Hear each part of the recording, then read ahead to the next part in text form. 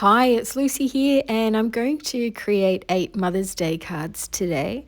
I'm using these cut apart sheets from Uniquely Creative, and you can substitute for what you have in your stash, or I have product links below if you want to make them the same as mine. These sheets come as singles, a bundle, or even digitally, so you can just print them up at home and make as many copies as you like. And one of the sheets, you can choose how to spell mum. On one of the sheets you can download for free as well. I'll have a link below. So this is a great way to try out digital printouts to see if it works for you. But of course, if you want to buy them to get them sent out to you, there's still plenty of time before Mother's Day. So now you've seen all the sheets, I'm going to cut everything out, and if you have a tag and arch dies, you can use those on some of the items. The stitched arch dies are amazing, but if you don't have an arch die, I have a hack for you that's super simple and looks almost as good, just without the lovely stitching detail. All we need to do is trace around a circular item, and I'm using my double-sided tape. Then use a ruler to add lines from the widest part of the circle. Do that on both sides of the circle, then cut off the bottom, sides and around the bend, and there we have it, a lovely arch. Today I wanted to use some pattern paper with these sheets, so I went looking for a complementing kit and I found Scenic Route, which is February's kit from Uniquely Creative, and there's still a few available paper packs in 12x12, which is what I use, and also a 6x6 paper pack if you want a smaller amount, just in case you really like these backgrounds. While I'm waiting for the glue to dry the arch to the card, and I double layered the arch with some scrap packaging, which I die cut the same size for extra thickness. I'll use my lollipop stick and craft knife to bend the leaves and flowers to give them dimension, and surprisingly I don't do this on all my florals today. I'll add foam tape and glue and pop it near the printed sunflowers to create a bigger bunch. Then I'll bend some butterfly wings and just glue the butterfly bodies and add a sentiment from the sheet to finish the card. As well as giving cards for our mums or special ladies, it's also nice to gift them something beautiful too, or to spoil yourself. So I wanted to show you some gorgeous jewelry I chose from Anna Louisa, New York. They're the only non-card making company I share with you, and I only do it a couple of times a year, but they really are a fantastic company. I swapped my rings a couple of times in this video, and I wonder if you noticed. If you've been watching my videos for a while, you may have noticed I've had my bracelets on since receiving them from Anna Louisa back in about August or so, and I love them. I don't take them off. I gave my mum a pair of their earrings for Christmas, and every time we go out, she's wearing them. I love it.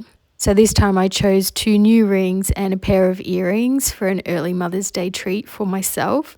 I've been wanting this black ring forever. It's so unique. I do love showing you quickly as they are a wonderful company. They have fast free shipping in the US and affordable shipping everywhere.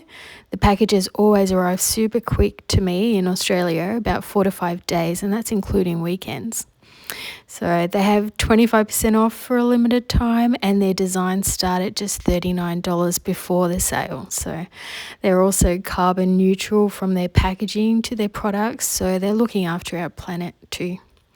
There's a 2-year warranty on all their items, and I'll have the product links below if you're thinking of a lovely Mother's Day gift. Their items are perfect. Okay, so on to the second card, and I'm using a rounded stitched rectangle die set, which includes a scalloped border die to match, and I love these.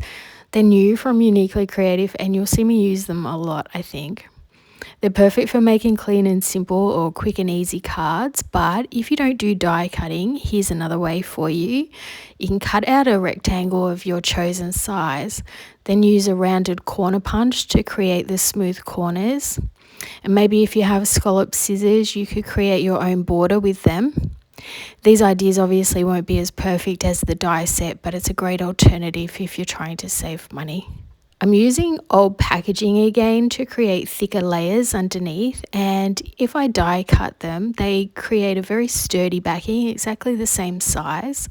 Unlike if you just use foam dots in each corner and a center one, it's not so bulky either. This card in the corner was a popular one. It's so easy. I just used this die set and one flower bunch, so I just thought I'd share it while I'm creating this card. I'm adding the sloth and the baby ephemera so the left side of the branch lines up with the side of the rectangle. And I fussy cut the mum letters out, but you could keep them as one if you wanted to. I'll add the small black sentiment too to finish this card. Super simple but quite cute. I love the blue and brown together. Onto the third card, and these thin foam strips are coming in really handy for this skinny giraffe legs here. I forgot to mention earlier, but I had already attached the background papers to the cards previously, and I just found them in with the kit, and that comes in especially handy for times like this, so I'll use them today, and you won't need to see me add them to the card, so I figured it's all good. I've left a white border around the paper on most of the cards as well. No measuring, just make the papers slightly smaller than your card front. I don't have a use for the mum spelt with the MOM banner, so I'm going to add a piece of scrap card in between the two banners for separation, and I'll glue the top one slightly to the right of the underneath one so we can see both layers. Onto the fourth card, and I'm going to repurpose these sock inserts. They're thick, sturdy cardboard, perfect for using underneath paper. And I'll just roughly cut a piece to go under my die cut rectangle. It doesn't have to be perfect, this is close enough. I'll glue it onto the card. I won't add the cardboard under this top rectangle, but I will add it underneath each sentiment piece, and I'll add foam dots under the foxes. I lost footage here, but I've mentioned what went underneath each piece, and here's the finished card. I also added a white scribbly border using my white gel pen, and you can use a ruler for straighter lines if you prefer. I'm just adding 6 cut out pieces for this next card. I glued the large sunflower bunch to the side of the card, and I'll cut off any overhang. I'll pop that to the side as I'll use it in a moment. And I'll bend the bee's wings and add the large one with foam tape and glue the other straight onto the card. I accidentally broke one of the legs off the large bee, but I glued it to the card, and I don't think anyone will notice too much. I'm adding that off-cut piece to the inside of my card for a really pretty surprise decoration. And to finish the front of the card, I added a sentiment too. If you're not a fan of fussy cutting, here's another option. I've cut these images out using circle dies. You don't need to have the whole picture totally cut out or centered. I heard or read somewhere that our minds create the rest of an image if we can only see a partial amount of it, and it changed my crafting forever. This is when I started adding half images to the sides of my cards, etc., instead of centering everything, and my cards are so much better for it. And so I just wanted to share that tip. But back to this card, and I'll add the circles overlapping. Where they don't overlap, I'll add a scrap piece of paper underneath so they all sit nicely on my card. I do have one piece I cut out, but I left a border, so you don't need to be so careful cutting. And the other option is you could make that one a circle as well. If you don't do die cutting, maybe you have circle punches. I'll pop a link in the description box for both circle dies and punches, so if you need to buy any, you're all set. If you use my product links below, this is a fantastic way to support my channel too, as you receive lovely products, support a company I love, and I'll receive a small commission at no extra cost to you. I only ever create with items I love, and I'm here if ever you had an issue, but I only promote businesses with great customer service, so you shouldn't ever need me. And now here's the finished card, and I think it looks quite nice with the white background. So here's the 7th card, and I cut out the tags and they're the same size, and I want one to border the other, so I'll just chop a little bit off each edge and that'll work best.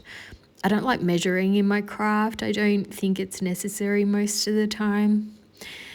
I'm going to doodle a white border again with my gel pen. Sometimes ruled lines look better, especially if it's a very perfect looking card, but I think this gorgeous blue paper gives me more of a casual vibe, so scribbling borders work better here, I think. I'll do it on the tags and the background so they all look cohesive. And I'm going to add these sweet pandas to this card. I'll also add a border which I had on hand and a couple of sentiments from the mum sheets.